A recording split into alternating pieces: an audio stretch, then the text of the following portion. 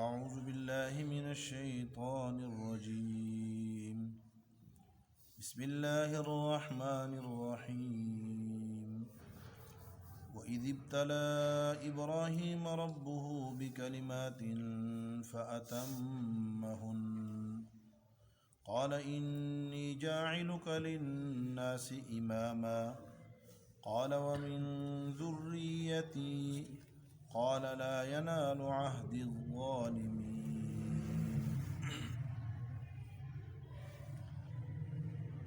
وإذ ابتلى إبراهيم ربه بكلمات،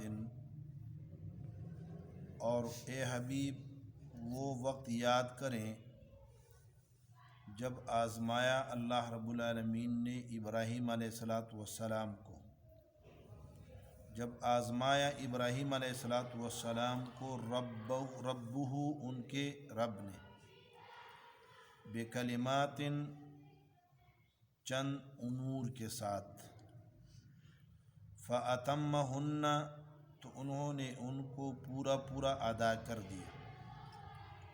قال تو اللہ نے فرمایا انی جاعلک للناس اماما، میں آپ کو بنانے والا ہوں لوگوں کے لیے امام، مقتدا، پیشوا. قال تو ابراہیم علیہ السلام نے کہا ومن ذریتی، اور میری اولاد میں سے بھی امام بنا دیجیے، یا میرے اولاد میں سے بھی کوئی امامت کا اہل ہوگا. قال تو اللہ رب العالمین نے فرمایا لا ینال عہد الظالمین، میرا عہد، میرا وعدہ شامل نہیں ہے الظالمین، ظالموں کو.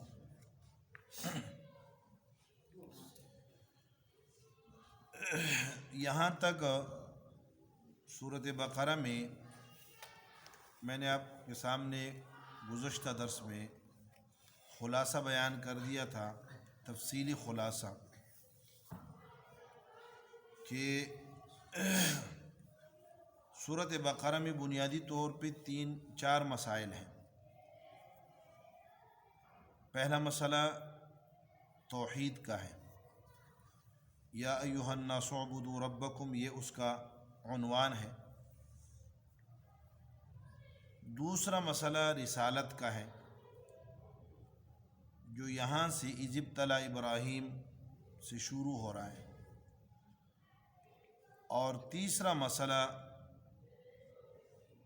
وہ جہاد کا ہے. اور چوتھا مسئلہ جہاد کے ضمن میں انفاق، یعنی اللہ کے راستے میں خرچ کرنے کا ہے. تو یہاں تک سورۃ بقرہ کا پہلا مسئلہ، یعنی مسئلہ رسالت مکمل ہو گیا ہے، اس پہ تفصیلی گفتگو ہوئی ہے. یہاں سے آگے مسئلہ رسالت شروع ہو رہا ہے،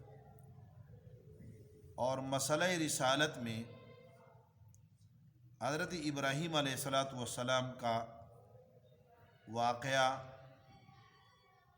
اس سے اس کا آغاز کیا جا رہا ہے. گویا کہ اس واقعے کے ذریعے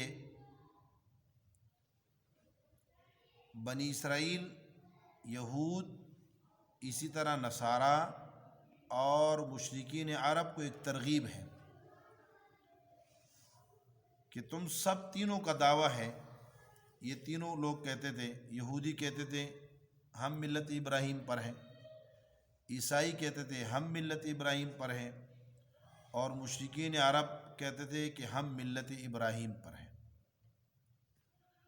تو یہاں ان کو ترغیب دی جا رہی ہے آپ علیہ السلام کی اتباع کی. بعین طور کے ملت ابراہیمیہ کی وضاحت کی جا رہی ہے کہ ملت ابراہیمیہ بنیادی طور پہ 3 چیزوں پر مشتمل ہے. 3 بنیادی مسائل ہیں ملت ابراہیمیہ میں. ایک یہ کہ ملت ابراہیمیہ میں یہ بات ہے کہ بیت اللہ شریف ابراہیم علیہ السلام نے تعمیر کی ہے اور اس کا مقصد توحید کے کام کرنا تھا۔ مسئلہ توحید و متعلقات ہی، یعنی اس سے جتنے چیزیں متعلق ہیں اس کے بیان کے لیے بیت اللہ شریف کی تعمیر حضرت ابراہیم علیہ السلام نے کی۔ دوسرا مسئلہ یہ ہے کہ ابراہیم علیہ السلام نے خاتم الانبیاء صلی اللہ علیہ وسلم کے لیے دعا کی۔ اور تیسری بات یہ ہے کہ ابراہیم علیہ السلام اور یعقوب علیہ السلام نے وصیت کی ہے توحید کی۔ تو اے یہود و نصارہ اور جہلاء عرب، تم یہ تینوں باتیں نہیں مانتے، نہ تو تم بیت اللہ شریف کو قبلہ مانتے ہو، نہ ہی تم نبی آخر الزمان کو تسلیم کرتے ہو، اور نہ ہی تمہارا عقیدہ توحید کا ہے، تو کیسے اپنے آپ کو ابراہیمی کہتے ہو؟ پھر اس ضمن میں یہ دو رکوع تقریباً، یہ ایک یہ والا رکوع، ایک اگلا رکوع جس پہ سپارہ ختم ہو رہا ہے، اس میں اسی ابراہیم علیہ السلام سے متعلق کچھ امور ہیں۔ پہلے رکوع میں 5 باتیں ذکر ہیں۔ پہلی بات عظمت شان ابراہیم علیہ السلام، دوسری بات عظمت شان کعبہ، تیسری بات دعائے ابراہیم برائے اہل حرم، چوتھی بات دعائے ابراہیم علیہ السلام برائے قبولیت حرم، اور 5ویں بات دعائے ابراہیم برائے بعثت نبی آخر الزمان صلی اللہ علیہ وسلم۔ ابراہیم علیہ السلام کی عظمت شان وَإِذِ ابْتَلَىٰ ابراہیم اس آیت کے اندر ہے۔ 3 طرح سے ابراہیم علیہ السلام کی عظمت شان کو اس آیت کے اندر اجاگر کیا گیا ہے۔ پہلی چیز فَأَتَمَّهُنَّ میں بتلائی، دوسرا امر جو ان کے عظمت کے حوالے سے اور ان کے جلالت شان کے حوالے سے ہیں وہ اِنِّی جَاعِلُکَ لِلنَّاسِ امامًا ہے، اور چوتھی چیز وَمِن ذُرِّيَّتِی میں، تیسری۔ یہ 3 امور یہاں پہ اس آیت کے اندر ذکر ہوں گے، جس سے مقصد ابراہیم علیہ السلام کی عظمت اور جلال اور ان کی شان کو بیان کرنا ہے۔ تو فرمایا وَإِذِ ابْتَلَىٰ ابراہیم رَبُّهُ، عربی گرامر کے اعتبار سے ابراہیم مفعول ہے اور رَبُّهُ مضاف الیہ اس کا فاعل ہے۔ وَإِذِ ابْتَلَىٰ ابراہیم رَبُّهُ، جب آزمایا ابراہیم علیہ السلام کو رَبُّهُ ان کے رب نے۔ یہ عربی گرامر کا اصول یہ ہے کہ پہلے فعل ہوتا ہے، پھر فاعل، پھر مفعول۔ کبھی کبھار مفعول کو کسی نقطے کی وجہ سے مقدم کر دیتے ہیں۔ تو یہاں یہ بات بتلانا مقصود ہے کہ ابراہیم آزمائشیں تو اللہ نے بہت سارے لوگوں پر کی ہیں، یہاں کس کی آزمائش بیان کی جا رہی ہے؟ تو فرمایا کہ خاص آزمائش ہے جو ابراہیم علیہ السلام پر تھی۔ وَإِذِ ابْتَلَىٰ ابراہیم، ابتلا یہ بلا سے ہے۔ بلا کے معنی ہوتے ہیں آزمانا اور حقیقت ظاہر کرنا، حقیقت اشکارا کرنا۔ ابتلا میں بھی حقیقت ظاہر ہو جاتی ہے۔ ابتلا امتحان کو کہتے ہیں۔ امتحان کے اندر کیا ہوتی ہے؟ حقیقت ظاہر ہو جاتی ہے۔ استاد کو پتہ، ایگزامینر کو پتہ نہیں ہوتا کہ اسٹوڈنٹ پڑھ رہا ہے یا نہیں پڑھ رہا۔ وہ ایگزامینر کے سامنے جب وہ ایگزام لیتا ہے، امتحان لیتا ہے، تو اس کے سامنے بات واضح ہو جاتی ہے کہ وہ یہ پڑھتا ہے یا نہیں پڑھتا۔ پڑھتا ہے تو وہ نمبر لے لیتا ہے، پڑھتا نہیں ہے تو وہ فیل ہو جاتا ہے۔ تو جو فیل ہو جاتا ہے اس کی حقیقت واضح ہو جاتی ہے۔ عند الامتحان یکرم الرجل او یوہان، عربی محاورہ ہے، صاحب مقامات نے نقل کیا ہے کہ امتحان کے وقت کبھی انسان کا اکرام کیا جاتا ہے اور کبھی اس کی توہین ہو جاتی ہے، کبھی وہ نیچے چلا جاتا ہے۔ تو امتحان اس کی نسبت اللہ کی طرف ہوتی ہے، یعنی اللہ رب العالمین حقیقت ظاہر کرنا چاہتے ہیں، دنیا کو بتلانا چاہتے ہیں امتحان لے کر۔ خود اللہ رب العالمین کو امتحان لینے کی ضرورت نہیں ہے، کیونکہ اللہ رب العالمین کو ہر چیز کا پہلے سے علم ہے۔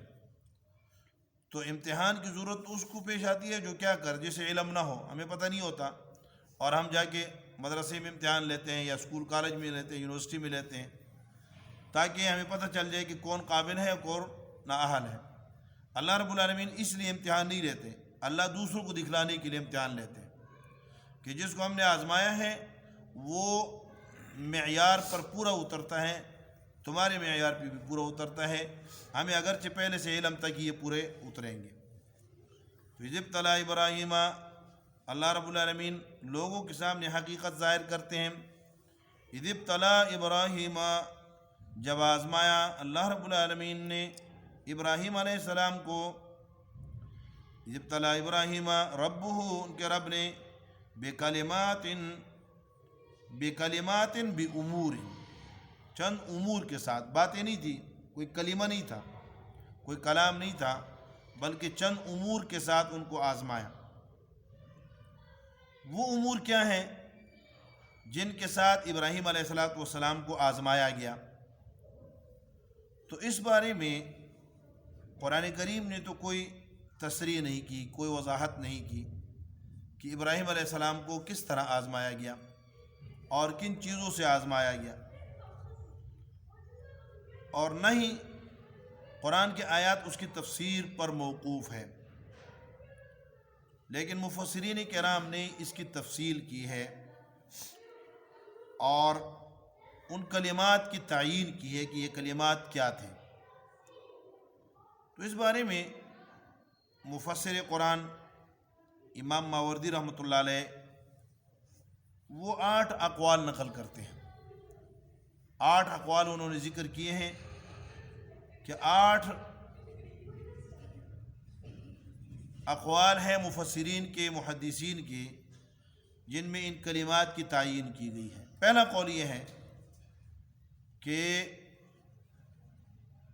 اس سے مراد 30 باتیں ہیں، جن میں 10 سورہ توبہ آیت نمبر 112 میں مذکور ہیں، 10 سورہ احزاب آیت نمبر 35 میں مذکور ہے، اور 10 ان میں سورہ مومنون آیت نمبر 1 سے لے کر 11 کے درمیان موجود ہے۔ اسی طرح سورۃ معارج آیت نمبر 32 تا 34 میں موجود ہیں۔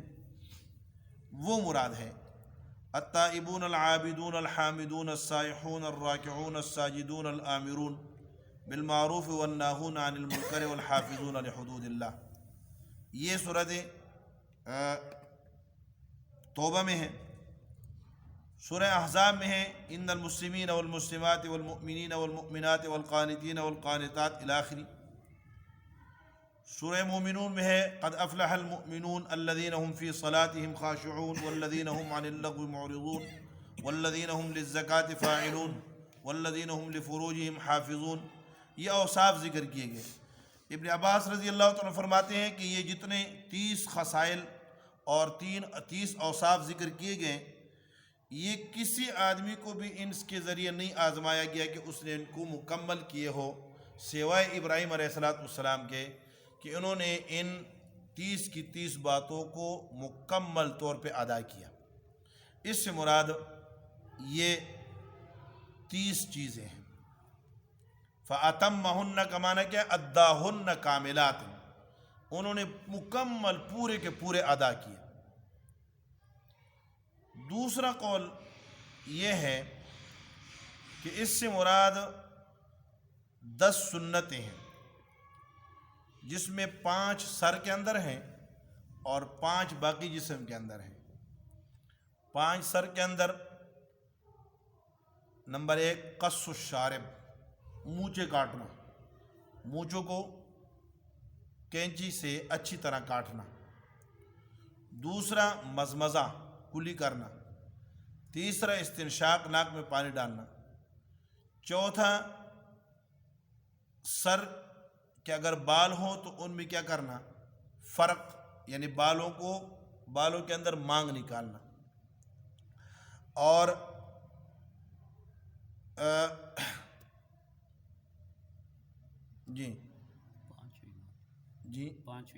پانچویں رہ گئی۔ نمبر 1 یہ کیا کہا تھا، مونچھیں کاٹنا۔ نمبر 2 منہ کلی کرنا۔ نمبر 3 ناک میں پانی ڈالنا۔ اور نمبر 4 مسح کرنا۔ اور نمبر 5 سر کے اگر بال ہوں تو ان کو کیا کرنا، درمیان سے چیر نکالنا۔ فرق آپ علیہ الصلوۃ والسلام صحیحین کی روایت ہے کہ مکہ میں آپ سر کے بالوں کو بالکل سیدھا پیچھے کی طرف کنگھی کرتے تھے اور بیچ میں مانگ نہیں نکالتے تھے۔ مقصد کیا تھا، یہود کی مخالفت کے لیے، مشرکین مکہ کی مخالفت کے لیے، کہ یہود کے ساتھ مشابہت نہ ہو جائے۔ وہ مانگ نکالتے تھے اور یہ اوپر سے سنت چلی آ رہی تھی، آپ علیہ الصلوۃ والسلام نہیں نکالتے تھے۔ پھر آپ کو حکم دیا گیا تو آپ نے کیا کیا، بالوں کے درمیان میں مانگ نکالنا شروع کی، ابراہیم علیہ الصلوۃ والسلام کی سنت کے موافق۔ تو اتنی چھوٹی سی بات ہے، اس میں بھی آپ علیہ الصلوۃ والسلام یہود کی مخالفت کا خیال رکھتے تھے، اور ہم بڑی بڑی باتوں میں ان کے تابع دار بنے ہوئے ہیں، ان کے پیچھے چلتے ہیں۔ بہرحال اللہ ہماری حفاظت فرمائے۔ 5 چیزیں یہ ہیں، اور 5 چیزیں جسم میں ہیں: ناخن کتروانا، زیر ناف بال کاٹنا، بغلوں کے بال اس کو کھینچنا، نتف الاعباد جس کو کہتے ہیں۔ نمبر 4 ختنے کرنا۔ نمبر 5 پانی سے استنجا کرنا۔ پانی سے استنجا کرنا یہ بھی کیا ہے، ابراہیم علیہ السلام کی سنتوں میں سے ہے۔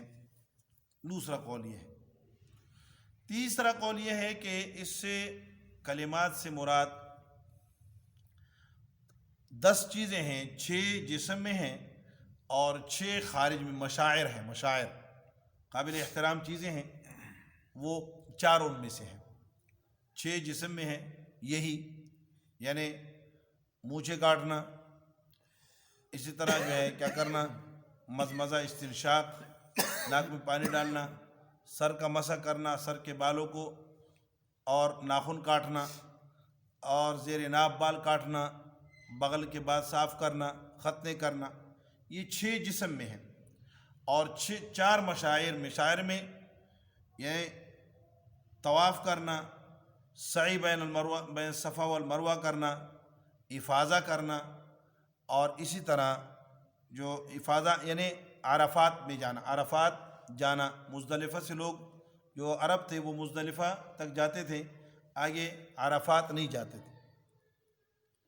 یہ 4 چیزیں مشاعر میں ہیں، صفا مروہ کا احترام 4، تو اس سے مراد یہ 10 چیزیں ہیں۔ چوتھا قول یہ ہے کہ ان کلمات سے مراد یہ ہے کہ اللہ رب العالمین نے ابراہیم علیہ السلام سے پوچھا، یا ابراہیم انی جاعلک للناس اماما، یا ابراہیم انی ابتلیک، ابراہیم میں آپ کو آزمانا چاہتا ہوں۔ تو ابراہیم علیہ السلام نے پوچھا، اتجعلنی للناس اماما، کیا آپ مجھے لوگوں کے لیے امام بنائیں گے؟ یہاں سے لے کر وہ رکوع کے آخر تک سوالات کرتے گئے، رب العالمین جوابات دیتے رہے، پھر آپ نے ان ساری کی ساری باتوں کو پورا کیا۔ اس سے مراد یہ ہے۔ ایک قول یہ ہے کہ اس سے مراد آپ علیہ الصلوۃ والسلام کی ایک روایت ہے کہ آپ سے پوچھا گیا، آپ نے کہ وَإِبْرَاهِيمَ الَّذِي وَفَّى، ابراہیم وہ تھے جنہوں نے اللہ کے احکامات کو پورا کیا۔ کہا تمہیں پتہ ہے اس سے کیا مراد ہے؟ تو صحابی نے عرض کیا کہ اللہ کے حبیب آپ کو اچھی طرح معلوم ہے۔ تو آپ نے فرمایا کہ وہ 4 رکعتیں ابراہیم علیہ السلام وفا باربع رکعات فی اول النہار، یعنی دن کی شروع میں 4 رکعت پڑھ لیا کرتے تھے، اس سے یہ مراد ہے۔ اور ایک قول یہ ہے کہ آپ علیہ السلام نے فرمایا کہ اس سے یہ مراد ہے کہ ابراہیم علیہ السلام جب بھی صبح اور شام ہوتی تھی تو آپ فرماتے تھے وَلَهُ الْحَمْدُ فِي السَّمَاوَاتِ وَالْأَرْضِ حِينَ تُمْسُونَ وَحِينَ تُصْبِحُونَ وَلَهُ الْحَمْدُ فِي السَّمَاوَاتِ وَالْأَرْضِ حِينَ تُمْسُونَ وَحِينَ تُصْبِحُونَ، یہ آیات پڑھا کرتے تھے، اس سے یہ کلمات مراد ہیں۔ بہرحال جو بھی ہو، اور یہ اکثر روایات حضرت ابن عباس رضی اللہ تعالیٰ عنہ سے ہیں، تو کچھ خصائل ہیں، کچھ معارف ہیں، کچھ اعمال ہیں، کچھ سنتیں ہیں۔ ابراہیم علیہ السلام کو جو بھی کہا گیا، ایک قول یہ ہے کہ اس سے مناسک حج مراد ہے، اور ایک قول یہ ہے کہ اس سے امتحانات مراد ہیں۔ ابراہیم علیہ السلام کو اللہ نے آزمایا کواکب سے، آپ نے ستاروں کو دیکھا تو کہا ھذا ربی، کیا یہ میرے رب ہیں؟ فلما فلت قال لا احب الافلین، جب وہ غائب ہو گئے تو کہا کہ یہ تو نہیں ہو سکتے۔ پھر چاند کے ذریعے، پھر سورج کے ذریعے، اسی طرح آپ کو بیٹے اور بیوی کو چھوڑ کر میدان میں، لقدق میدان میں چھوڑ کر جانے کا حکم ہوا، آپ چل پڑے۔ اسی طرح آپ کو 80 سال کی عمر میں ختنے کا حکم ہوا۔ صحیحین کی روایت میں ہے کہ قدوم میں آپ کا ختنہ ہوا ہے۔ تو یہ جتنے احکامات اللہ نے دیے، آپ نے اس پر صبر کیے، تو یہ مراد ہے۔ بہرحال کوئی بھی قول مراد ہو تو ابراہیم علیہ السلام نے انہیں مکمل کیا۔ یہاں سے بات یہ نکلتی ہے کہ جب اللہ رب العالمین کسی اونچے مرتبے پہ کسی کو فائز کرتے ہیں، اور اگر کوئی اونچا مرتبہ چاہتا ہے تو اسے امتحانات سے گزرنا پڑتا ہے۔ من طلب العلا سحر اللیالی، جو بڑے درجے پہ پہنچنا چاہتا ہے اسے راتوں کو جاگنا پڑتا ہے۔ من رام العلا بغیر قد اضاع العمر فی طلب المحالی، جو بغیر محنت کے بڑے درجے پہ پہنچنا چاہتے ہیں وہ کیا ہے، محال کے طلب میں زندگی ضائع کر دیتا ہے۔ تو بہرحال فرمایا کہ ابراہیم علیہ السلام کو چند کلمات سے آزمایا گیا، کلمات سے یہ امور مراد ہے۔ فَأَتَمَّهُنَّ، انہوں نے مکمل کیے، تو قال انی جاعلک للناس اماما، میں آپ کو امام بنانے لگا ہوں لوگوں کے لیے۔ اب یہ امام بنانا، امام سے اگر امام کے 2 معنی ہیں، ایک امام کے معنی نبوت کے ہیں، انی جاعلک نبیّا، میں آپ کو نبی بنانا چاہتا ہوں، تو یہ معنی اگر ہوں گے تو یہ اس کا پھر ماقبل پر اس کا ترتب نہیں ہوگا، ماقبل پر یہ مرتب نہیں ہے، کیونکہ امامت، نبوت جو ہے وہ کوئی کسبی چیز نہیں ہے کہ محنت کر کے اور امتحان دے کر کوئی کیا ہو جائے، نبی بن جائے۔ ہاں، امام کے دوسرے معنی یہ ہے کہ میں آپ کو ایسا نبی بنانا چاہتا ہوں کہ جو نبی بھی ہو لیکن ان کی نسل کے اندر انبیاء چلے، ایسا نبی ہو کہ جس کے نسل کے اندر نبی چلے۔ تو یہ جو نبوت تو کیا ہے، اعطائی چیز ہے، کسبی نہیں ہے، لیکن ایسا نبی ہونا کہ جس کی نبوت، جس کے خاندان میں، نسل میں نبوت چلے، اس کے لیے آپ کی آزمائش ضروری تھی، اس لیے آپ کو آزمایا۔ تو امام الانبیاء بنانا یا مقتدی الانبیاء بنانا، اس کے لیے آپ کی آزمائش کی ہے۔ تو فرمائی انی جاعلک للناس اماما، میں آپ کو لوگوں کے لیے، سارے کے سارے لوگوں کے لیے امام بنانا چاہتا ہوں۔ یہ دوسرا اکرام ہے ابراہیم علیہ السلام کا اعزاز ہے کہ لوگوں کا مقتدی اور پیشوا بنا دیا گیا۔ قال ومن ذریتی، تو ابراہیم علیہ السلام نے سوال کیا۔ اس کے 2 معنی ہو سکتے ہیں، یا تو ابراہیم علیہ السلام نے سوال کیا کہ میری اولاد میں سے بھی امام بنا دے، اجعل من ذریتی اماما، اے اللہ جس طرح مجھے امام بنا رہے ہیں، مجھے ایک اعزاز عطا کر رہے ہیں، مجھے ایک اکرام دے رہے ہیں، اے اللہ اس سلسلے کو میرے اولاد میں بھی جاری فرما دے۔ اور یہ ہر انسان کی خواہش ہوتی ہے، جو جہاں سیٹ ہو جاتا ہے وہ کہتا ہے کہ میری اولاد بھی کیا ہو، یہیں پہ ہو۔ جو عالم بن جاتا ہے وہ اس کی خواہش ہوتی ہے کہ سارے بیٹے عالم بنے، اور جو کوئی کسی اور درجے پہ چلا جاتا ہے، عہدے پہ چلا جاتا ہے، وہ کہتے ہیں کہ سارے، کوئی عربی چیف بن جائے تو وہ کہتے ہیں کہ سارے بچے میرے عربی چیف بن جائیں، کوئی کیا ہے وزیر اعظم بن جائے تو وہ اس کی یہ فکر لگی ہوتی ہے کہ میری اولاد وزیر اعظم بنے، کوئی کہاں کہاں۔ تو ابراہیم علیہ السلام کو کمال درجے کا جب دنیا کی امامت اور اقتداء ملی تو انہوں نے کہا کہ اللہ میرے اولاد میں سے بھی کچھ ایسے لوگ چن لیں، یہ دعا ہے۔ یا یہ معنی ہے کہ کیا میری اولاد میں سے بھی کچھ ایسے اہل لوگ ہوں گے جو اس درجے پر فائز ہو سکے اور اس مقام تک پہنچ سکے اور لوگوں کے ائمہ بن سکے۔ یا تیسرا معنی ایک مفسرین نے اور کیا ہے، وہ یہ ہے کہ امام کے معنی ہوتے ہیں لوگوں کے سامنے دین کو بیان کرنے والا، دین کو لوگوں کے سامنے بیان کرنے، وَجَعَلْنَاهُمْ أَئِمَّةً يَهْدُونَ بِأَمْرِنَا، ہم نے ابراہیم علیہ السلام اور یعقوب علیہ السلام کے اولاد میں سے کچھ لوگوں کو کیا کر دیا تھا، مقتدا بنا دیا تھا، یہدون بامرنا، جو ہمارے حکم کے مطابق لوگوں کو ہدایت کرتے تھے۔ تو اے اللہ ہادین اور مبلغین میری امت میں سے پیدا فرما دے، میری اولاد میں سے۔ تو یہ معنی اگر ہو تو پھر اس پر کوئی اشکال نہیں ہے۔ تو فرمایا ومن ذریتی، میرے اولاد میں سے بھی۔ قال، تو اللہ رب العالمین نے کہا لا ینال عہد الظالمین، ابراہیم میرا عہد، میرا معاہدہ، میرا حکم وہ شامل نہیں ہوگا ظالمین کو۔ گویا اللہ رب العالمین نے قرآن کریم میں دوسری جگہ تفسیر ہے اور تقسیم ہے کہ اللہ نے کہا وَمِن ذُرِّيَّتِهِمَا مُحْسِنٌ وَظَالِمٌ لِنَفْسِهِ مُبِينٌ، کہ ابراہیم علیہ السلام اور یعقوب علیہ السلام کے اولاد میں سے کچھ لوگ محسن ہوں گے جو تابعدار ہوں گے، اور کچھ کیا ہوں گے، ظالم ہوں گے۔ تو اللہ رب العالمین نے تقسیم کر دی۔ آپ کی دعا قبول ہے، یہ نہیں ہے کہ آپ کی دعا رد ہے کہ قبول نہیں کرتا، لیکن کہا کہ آپ کے اولاد میں دو قسم کے لوگ ہوں گے، ایک آپ کے نقش قدم پہ چلیں گے اور ایک آپ کے نقش قدم سے بغاوت کریں گے۔ جو آپ کے نقش قدم سے بغاوت کر جائے گا اس کے لیے میرا وعدہ نہیں ہے کہ اس کو بھی میں کیا کروں گا، اس کو امامت اور خلافت دوں گا، اقتداء دوں گا، مقتدا بناؤں گا۔ ہاں، اور جو محسن ہوگا اسی کیا ہے، آپ کے نقش قدم پہ آنے والے کو کیا بناؤں گا، مقتدا بناؤں گا، امام بناؤں گا، لوگوں کا ہادی بناؤں گا، لوگوں کا مبلغ بناؤں گا۔ تو گویا یہاں کیا کہہ دیا ہے، تقسیم کر دی، لا ینال عہد الظالمین، میرا عہد، میرا حکم شامل نہیں ہے ظالموں کو۔ تو یہ گویا ان کی طرف سے ایک اعتراض تھا، یہودیوں کی طرف سے اور مشرکین مکہ کی طرف سے، کہ ہم ابراہیم علیہ السلام ابراہیمی ہیں اور ابراہیم علیہ السلام نے ہمارے لیے دعا کی ہے، ابراہیم علیہ السلام نے ہمارے لیے دعا کی ہے، لہذا امامت کے اور اقتداء کے ہم حقدار ہیں، آپ نہیں ہیں۔ آپ علیہ السلام سے کہا ہم ہیں۔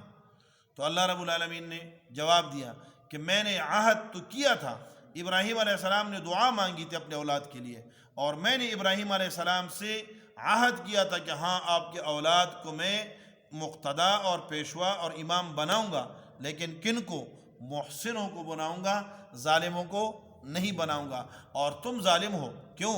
لأن الکعبۃ بنیت للتوحید، کہ کعبہ تو توحید کے لیے بنایا گیا تھا، وانتم تشرکون فیہ، اور تم اس میں شرک کرتے ہو، 360 بت رکھے ہوئے، کسی نے 2 رکھے، کسی نے 4 رکھے، کسی نے نبی کو بنا دیا، کوئی کہتے ہیں عزیر ابن اللہ، کوئی کہتے ہیں عیسیٰ ابن اللہ۔ تو تم تو شرک کا شکار ہو چکے ہو، اور ابراہیم علیہ السلام کا جو معاہدہ تھا وہ کس کے لیے تھا، وہ ظالموں کے لیے نہیں تھا بلکہ کن کے لیے، محسنین کے لیے تھا۔ قال لا ینال عہد الظالمین، تو میرا عہد شامل نہیں ہے، میرا حکم شامل نہیں ہے ظالموں کو۔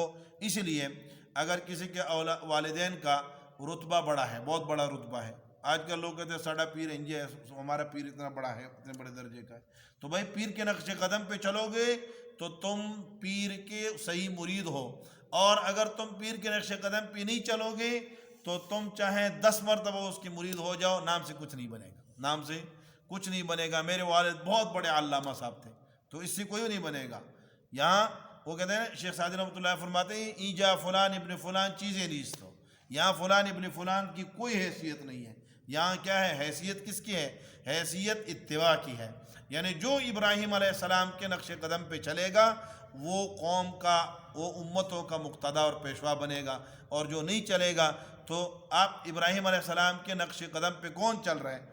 آپ علیہ الصلوۃ والسلام چل رہے ہیں کہ آپ کو حکم دیا گیا ہے اتبع ملت ابراہیم حنیفہ، ملت ابراہیمیہ کے پیچھے چلو، آپ چل رہے ہیں، لہذا آپ امامت کے مستحق ہیں، اور آپ کے لیے ان کی دعا ہے کہ ربنا وبعث فیہم رسولا منہم آگے آ رہا ہے۔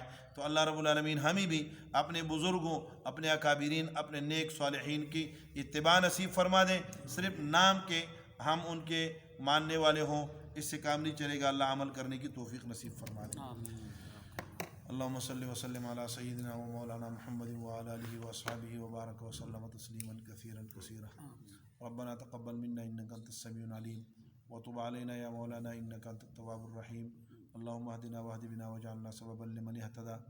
اللہم آنس وحشتنا فی قبورنا بالقرآن العظیم، اللہم ارحمنا بالقرآن العظیم، اللہم اجعلہ لنا اماما ونورا وہدی ورحمہ، اللہم ذکرنا منہ ما نسینا وعلمنا منہ ما جہلنا وارزقنا تلاوته آناء الليل وآناء النهار واجعله لنا حجة يا رب العالمين۔ صلی اللہ تعالی علی النبی الکریم وعلی آلہ وصحبہ اجمعین۔